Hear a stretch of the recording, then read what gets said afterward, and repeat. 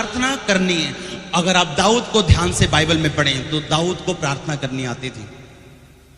Bible में लिखा, जब तुम प्रार्थना करो तो धन्यवाद के साथ परमेश्वर के आंगन में प्रवेश करो।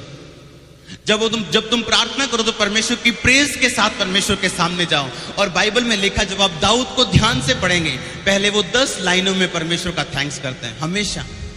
अगर आप दाऊद की प्रार्थना को भजन संहिता में पढ़ेंगे तो पहले वो, क्योंकि लोगों की प्रार्थना राशन लिस्ट की तरह है। राशन लिस्ट देखी आपने, वो राजमा 2 किलो, दाल 2 किलो और नमक 3 पैकेट, वो राशन लिस्ट की तरह प्रार्थना परमेश्वर के सामने रखते हैं, क्योंकि उन्हें प्रार्थना करना नहीं आता। कारण ये है, उन्हें वचन के बीच से प्रार्थना करने की समझ नहीं है। जब आप दाऊद को प्रार्थना करते देखेंगे, आप देखेंगे जब दाऊद परमेश्वर के सामने गया तो वो परमेश्वर के सामने पहले धन्यवाद के साथ जाता है, ये जानते हुए कि उसके जीवन में जो कुछ भी हुआ पुराने समय में, वो सारा कुछ परमेश्वर की एक डिवाइन और ईश्वरीय प्लानिंग के नीचे था। हर बात के लिए परमेश्वर का थैंक्स करते हुए वो जाता है, और 10 बार थैंक्स करने के बाद फिर वो परमेश्वर से बोलता है, परमेश्वर मेरा ये काम कर, तूने इतने काम किए, अब ये भी मेरा काम कर। क्योंकि जब आप परमेश्वर के लिए 9 कामों के लिए परमेश्वर का थैंक्स करते जाएंगे, 10वां काम 100% आपके जीवन में पूरा होता आपको नजर आएगा। आमीन। लेकिन आज के विश्वासी को यह पता होना चाहिए कि उपवास और प्रार्थना और रोजा, और बाइबल में लिखा सबोपदेशक में, जो डोरी 3 धागों से बनी होती है वो जल्दी नहीं टूटती। किसने पढ़ा है? वो 3 धागे, उपवास, दूसरा प्रार्थना और तीसरा परमेश्वर का वचन। अगर एक भी मिस है तो आप कुछ ना कुछ मिस करेंगे अपने जीवन में। उपवास आपको बदलता है, प्रार्थना परमेश्वर के मन को बदलती है, और जो वचन है वो शैतान को हराने के लिए एक हथियार है। आमीन। जब परमेश्वर को परखा गया था शैतान के द्वारा, तो यीशु मसीह प्रार्थना करने के लिए नहीं चले गए थे। यीशु मसीह ने परमेश्वर का वचन बोला था और शैतान भागा था उसके जीवन से। आमीन। आपको पता होना चाहिए, अगर आपके पास बाइबल नहीं और आप परमेश्वर के वचन को ध्यान से पढ़ते नहीं, इस दुनिया में जितने भी मसीह लोग आप देखेंगे जो एक ऐसी जगह पे पहुंच चुके हैं जहां पहुंचना संभव नहीं, अगर आप उनके जीवन को ध्यान से देखो, मैंने देखा उनके जीवन को, आपको एक बात जरूर नजर आएगी, परमेश्वर के लिखित वचन के साथ उनका अटूट प्रेम। खाना वो भूल जाएंगे, लेकिन वचन पे मनन करना कभी नहीं भूलेंगे।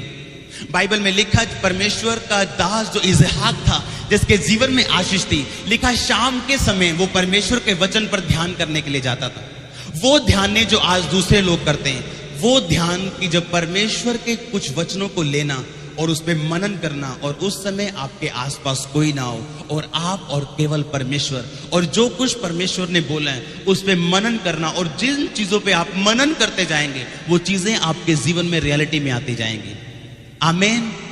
जब ये चर्च जो आप अपनी आंखों से देख रहे हैं, ये मेरे मन में थी आज से 3 साल पहले, और जो चर्च आपने देखी भी नहीं आज मेरे मन में, और उसे आप देखेंगे यीशु मसीह के नाम में। आमीन। आपको पता नहीं कि परमेश्वर का वचन आपकी जिंदगी में क्या करते हैं। पहली बात,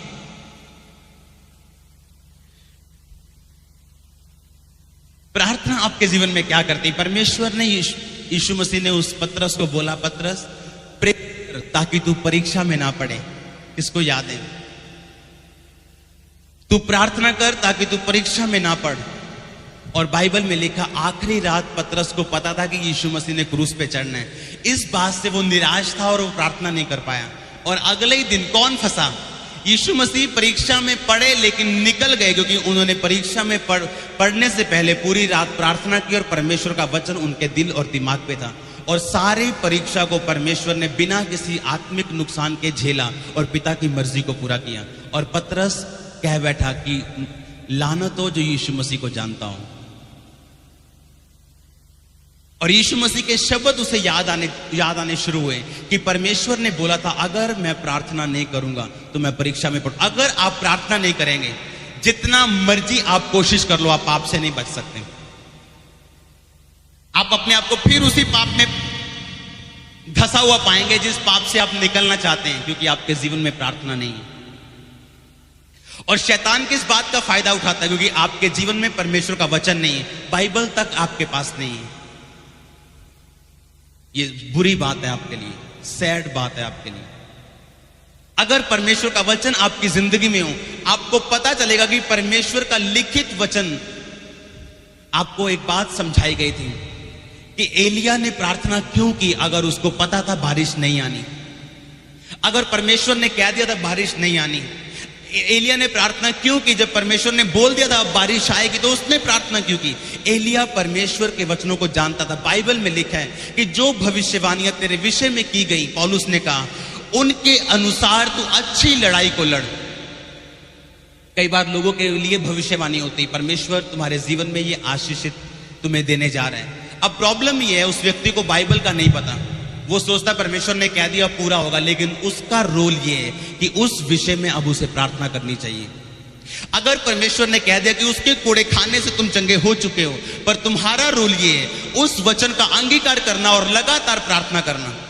अगर परमेश्वर ने कहा तू बस तेरा घराना बचाया जाएगा, तो आपकी प्रार्थना कहां पे है? जैसी परमेश्वर को चाहिए। आमीन। अगर परमेश्वर ने कहा मेरे सुसमाचार को सुनाने से तुम अमीर हो चुके हो, तो तुम्हारी प्रार्थना क्या है? तुम्हारा रोल क्या है? परमेश्वर ने अपना रोल पूरा कर दिया। कितनों को समझ आ रही है? आपके जीवन में उपवास, प्रार्थना और वचन, तीनों चीजें कंप्लीट होनी चाहिए। अगर एक भी चीज मिस है तो आप कुछ ना कुछ मिस करेंगे। आपने पिछले हफ्ते सुना था कि पौलुस के कांटा चुभा। वो कांटा उसने बताया नहीं क्या था, वो बीमारी थी शायद। जब पौलुस को बीमारी हुई तो उसने परमेश्वर से बोला, परमेश्वर ये वचन, ये बीमारी, ये कांटा मुझसे दूर हो, ये कांटा मुझसे दूर हो, ये कांटा मुझसे। कितनी बार प्रार्थना की? लिखा उसने 3 बार परमेश्वर के सामने विनती की। और क्या उत्तर आया परमेश्वर का? पौलुस मेरा फजल तेरे लिए काफी है। अगर परमेश्वर की आत्मा की आवाज पौलुस ना सुन पाता तो शक में पड़ता कि शायद परमेश्वर मेरी प्रार्थना का उत्तर नहीं दे रहे। जब लोगों की प्रॉब्लम नहीं है, आपकी प्रॉब्लम नहीं है। आज से 7 साल पहले जब मेरे जीवन में चंगाई नहीं आ रही थी, प्रार्थना करने के बावजूद, रोजे रखने के बावजूद, बाइबल पढ़ने के बावजूद, आत्मा में परमेश्वर मुझे बता रहा था कि तू अड़ा रहे और खड़ा रहे, मेरी योजना तेरे लिए बड़ी है। अगर उस समय मैंने आत्मा की आवाज को ना सुना होता तो शायद आज मैं यहां और आप यहां ना होते। हालेलुया। परमेश्वर इंसान नहीं जो इंसानों के जैसा उत्तर दे। कई बार आप प्रार्थना करेंगे, परमेश्वर तेरी क्या मर्जी है, तेरी क्या मर्जी, लेकिन परमेश्वर का कोई भी उत्तर आपको नहीं मिलेगा। और परमेश्वर धीरे धीरे फिर आपको उसी मर्जी में खुद लेके जाएंगे और आप हैरान होंगे कि आपकी प्रार्थना का उत्तर आपके सामने आ रहा है। आमीन।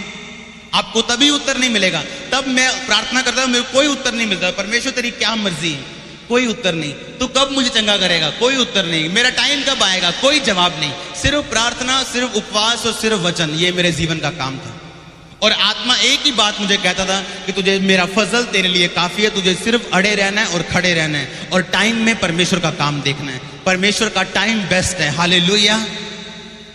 और जब पौलुस ने बाइबल में लिखा, सुना कि परमेश्वर मुझसे कह रहे कि मेरा फजल तेरे लिए काफी है, उसकी प्रॉब्लम सॉल्व थी। अब उसे कांटे से कोई मतलब नहीं रह गया था, क्योंकि वो जानता था इस कांटे में मेरा परमेश्वर इन्वॉल्व है। इस दुख में मेरा परमेश्वर मेरे साथ है, और जिस दुख में मेरा परमेश्वर मेरे साथ है वो दुख जल्दी बदलेगा मेरे जीवन के सबसे बड़े सुख में। आमीन। जिस गरीबी में परमेश्वर मेरे साथ है वो गरीबी जल्द बदलेगी मेरे जीवन की अमीरी में। आमीन। जिस निराशा में परमेश्वर मेरे साथ है वो निराशा जल्द बदलेगी मेरे जीवन की सबसे बड़ी खुशी में। जो मेरे साथ हुआ आपके साथ हो यीशु मसीह के नाम में। आमीन। लेकिन आपका रोल है। आज एक विश्वासी अपने रोल को पूरा नहीं कर रहा, और ये बुरी बात है आपके लिए। बुरा लगता है जब आपके पास बाइबल तक नहीं है अभी तक, और आप चर्च में बिना तैयारी के साथ आते हैं। बाइबल में लिखा, जब कितनों को याद है, जब जब जब जब पतरस, बाइबल में लिखा, नाव पे था और अपना काम कर रहा था, और यीशु मसीह के जी उठने के बाद यीशु मसीह उसके सामने आए, तो जब पतरस ने पहचाना कि यीशु मसीह है, तो पतरस नंगा था। किसको बताएं? पढ़ा है? पतरस ने कपड़े नहीं पहने थे। लिखा, उसने अपना अंग रखा कसा और परमेश्वर के पास चला गया। पतरस जानता था परमेश्वर के सामने कैसे जाना चाहिए, और आप नहीं जानते परमेश्वर के सामने कैसे जाना चाहिए। आपकी तैयारी नहीं जब आप परमेश्वर के सामने जाते हैं। आपके पास बाइबल नहीं, आपके कपड़े संडे बेस्ट कपड़े होने चाहिए आपके, क्योंकि आप प्रभु के सामने जा रहे हैं। मेरे पास इतनी बाइबल्स है, मैं आपको बता नहीं सकता, अलग अलग तरह की।